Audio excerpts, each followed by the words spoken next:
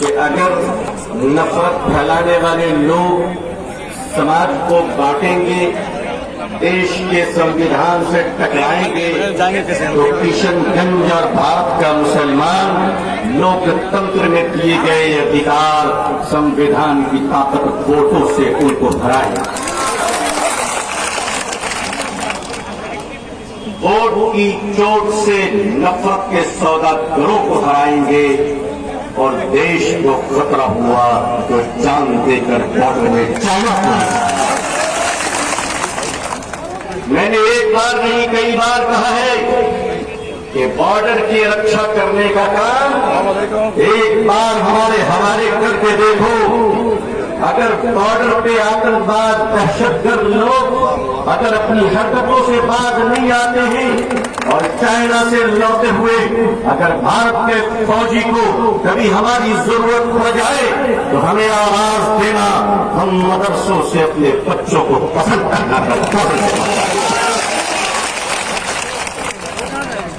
दोस्तों, मेरे भाइयों, मेरे बुजुर्गों, मेरी बहनों, आज जाहिर है कि इतना बड़ा मजमा आज एक बहुत ही प्रैक्टिकल एग्जाम्पल देने आया है।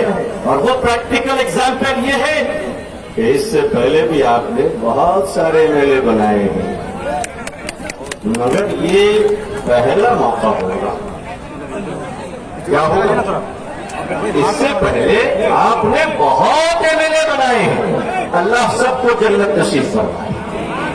मतलब जो जिंदा है उनके लिए भी बात की दुआ है, ऐसा नहीं कि सबके मरने की दुआ कर रहे हैं। ऐसा नहीं, मैसेज गलत चला जाता है। जब आदमी जब रोनक में होता है तो गलत मैसेज देता है। ये पहला मौका होगा कि जब आप उस आदमी को जिताएंगे जिसकी पतंग हवाओं में उड़ रही होगी। बात पूरी नहीं हुई है, आप माशाल्लाह बड़े एडवांस लोग हैं। ये पहला मौका होगा कि जब आपकी दुआओं से आपका एमएलए जीतेगा और आपके मोहब्बत और आपके ख्वाबों का पतंग हवाओं में उड़ रहा होगा, लेकिन उसकी दौड़ यहां की जनता की हाथों में। ये पहला मौका होगा कि आप जब चाहें अपने आदमी को अपने पास बुला सकते हैं। जो आपका होगा वो आपके पास आएगा, जो किसी और का होगा वो उसके घर में जाएगा। जो आज से पहले होता, मेरे दोस्तों, ये देश भारत दुनिया के बेहतरीन मुल्कों में एक मुल्क है। और इस भारत की खूबसूरती ये है कि इस देश को किसी ने पेंटिंग से सजाया है, इस देश को किसी ने छक्के और चौकों से सजाया है, इस देश को किसी ने खेल और कूद से सजाया है। वो हम मुसलमान हैं जिसने भारत को अपने शब्दों से सजाया। हमारे कुछ भाई आजकल हमसे कागज पूछते हैं कि आप इस देश के हो कि नहीं। अरे हुजूर, खुदा आपको सलामत रखे।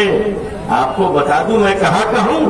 अरे इस देश से हमें इतनी मोहब्बत है कि जब तुम इस देश में थाली बजा रहे थे तो खुदा की कसम हम भूखों के सामने थाली सजा रहे। बम्बई से आने वाले मजदूरों के हाथ में पूछो किसने थाली सजाया था। हम थाली बजाया नहीं करते, बड़े मियाँ भूखों के सामने थाली सजाया। आप पूछते हैं हम कौन हैं? अगर आपको पता नहीं चलता है कि हम कौन हैं तो हम आपके इलाज का खर्चा उठाने को तैयार हैं। आप बताइए कहाँ है? आपको कुतुब मीनार की बुलंदी अगर नजर नहीं आती तो हम अपने सर पे बिठा देंगे ताकि आप देख सके कि हम कौन हैं। अगर ताजमहल की खूबसूरती आपको नजर नहीं आती तो आप चश्मा खरीद लीजिए, पैसा हमारी तरफ से। अगर लाल किला की मजबूती आपको समझ में नहीं आती तो इस देश के महान प्रधानमंत्री जनाब नरेंद्र मोदी साहब से पूछ लीजिए 15 अगस्त में खड़े होते हैं तो कैसा लगता है। अभी हमारे इस मुल्क में पता नहीं क्यों जब हम लोग हक बोलते हैं तो कुछ लोग कहते हैं साहब दाढ़ी टोपी वाले हक क्यों बोलते हैं, दाढ़ी टोपी वाले हक क्यों बोलते हैं। जब आपके पुरखे, जब आपके बाप दादा अंग्रेजों के तलवे चाट रहे थे तो यही तारी टोपी भारत के लिए फांसी के फंदों को चूम रहा है। आज आप कहते, अभी हथरस का वाकया पेश आया, मेरा एक बयान हुआ, उस पर एक नेशनल चैनल ने हमें रिमांड में दिया और कहा कि देखिए मौलाना ब्रिगेड आया हुआ है।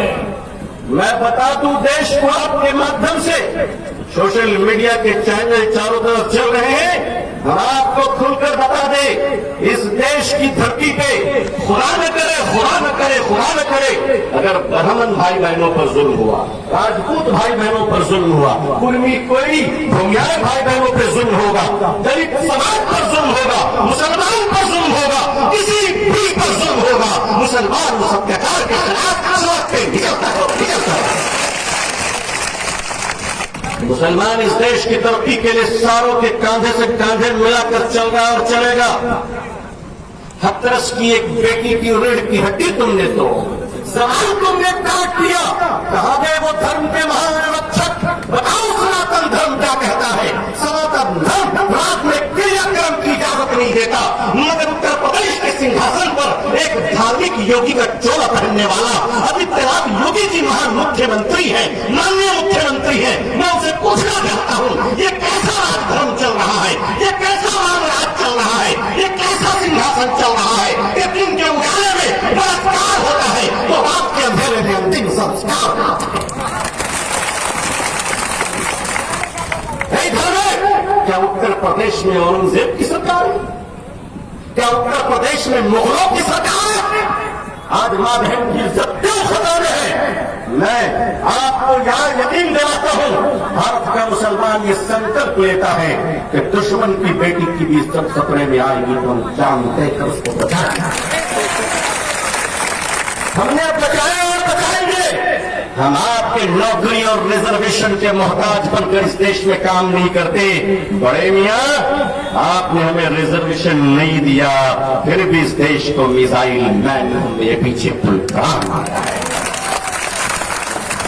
आपने हमें रिजर्वेशन नहीं दिया, फिर भी इस देश की आबरू और उसके संदूर की रक्षा के लिए हमने कैप्टन वीरपुल हमीद इस देश को दिया। आज आप हमसे पूछते हैं हम कौन है? किशनगंज बिहार की नहीं, भारत की धड़कन है, भारत की धड़कन है। और लाइफ लाइन तो है, ये दिल्ली बंबई से जितनी नॉर्थ ईस्ट ट्रेनें जाती हैं सब किशनगंज से होकर जाती हैं। गर्मी के जमाने में हर ट्रेन के पैसेंजर को आप पानी पिलाएंगे, ये आपकी जिम्मेदारी है। आप पानी पिलाएंगे, आप बताइए हम कौन है? आपको बदनाम किया जा रहा है। ये टेलीविजन के चैनल जो एंकर कम है, भयंकर ज्यादा है, जो कल तक कहते थे पूछता है, आज उन पर थूकता है। कहां गए ये बेकार लोग? हमसे पूछते हो हम कौन है? ज्यादा बताने की जरूरत नहीं, बस इतना याद रखना, कम वोल्टेज के मौलवी नहीं है।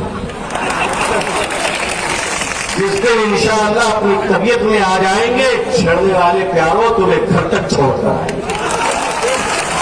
लेकिन याद रखना, हम कितने भी गुस्से में आ जाए, भारत की एक तिनका को भी बर्बाद होने नहीं देंगे इंशाअल्लाह। ये हमारा संकल्प है। आज मैं इस अजीमुशान रैली में मैं जानता हूं कि आपने वोट देने का तो फैसला कर लिया है ना, बार बार पूछना नहीं, आप पर मुझे पूरा भरोसा है। कहें इंशाअल्लाह। देखिए, आपने जिताने का तो फैसला कर लिया, मैं सिर्फ इतना कहना चाहता हूं कि पूरे बिहार में आपकी सीट मार्जिन में नंबर 1 आनी चाहिए। और ये नंबर 1 तभी आएगा जब 1-2 वोट भी घोटाले में ना जाए। दूसरे जो प्रत्याशी हैं हमारे भाई बहन, अल्लाह उनको भी अच्छा रखे, मगर उनका भी वोट खुदा करे इजहार भाई को ही मिल जाए, ताकि उनका वोट बर्बाद ना हो, जाए ना हो। मैं वोट की कीमत की बात करता हूं, इज्जत की बात करो। थके हारे लोगों को आराम का मौका मिलना चाहिए। एक बात आपसे अर्ज किए देता हूं, इजहार अशफी साहब आसमान से तारे तो नहीं तोड़ेंगे, लेकिन पटना से चलने वाला आपका एक अधिकार आपके दरवाजे तक जरूर पहुंचाएगा।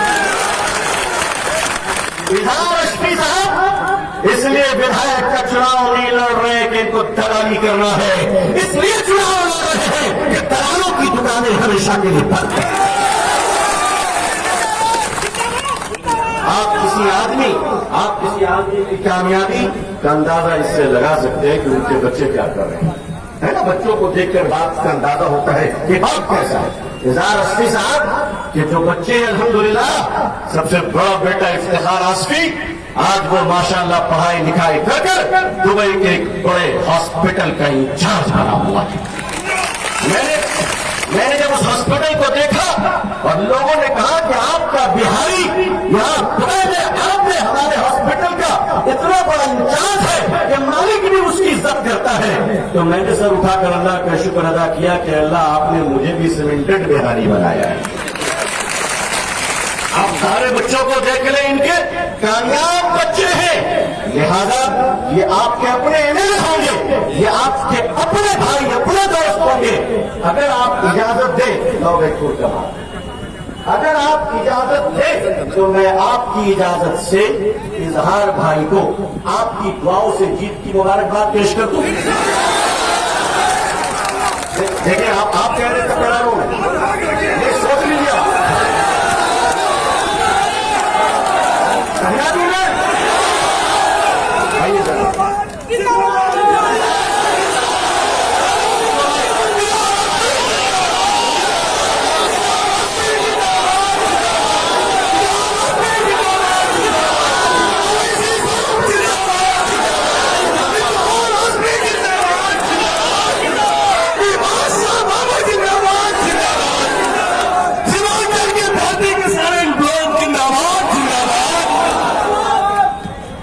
इज़हार आसफी साहब को जीत मुबारक हो। आप जनता, आप भाई बहनों को इज़हार आसफी साहब जैसा विधायक भी मुबारक हो।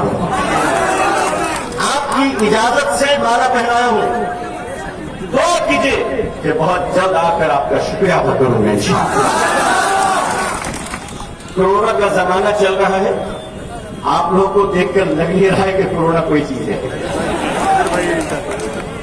अगर अमेरिका डोनाल्ड ट्रंप साहब देख ले तो कल से कैंपेन ऐसे ही स्टार्ट कर देना। लेकिन मैं आपसे गुजारिश करता हूं कि भारत सरकार की जो गाइडलाइन है उसको जरूर फॉलो कीजिएगा, ठीक है।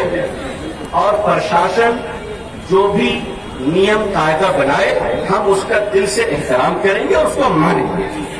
5 बजे तक वक्त है, मुझे बताया गया है, मैं पूरा एहतराम करता हूं प्रशासन का, लॉ एंड ऑर्डर का दिल से मानता हूं। हम तो कहते हैं कि हम भारत के मुसलमान हैं, हमारे एक हाथ में कुरान है तो दूसरे हाथ में भारत का संविधान। इसलिए मैं भारत के संविधान का सम्मान करता हुआ किशनगंज प्रशासन के दिए गए गाइडलाइन को मान सम्मान करते हुए 5 बजे से पहले अपनी तकरीर खत्म कर रहा हूं। बहुत बहुत शुक्रिया। अल्लाह हाफिज। वस्सलाम अलैकुम व रहमतुल्लाहि व बरकातुहू। जय हिंद, जय बिहार, जय भारत।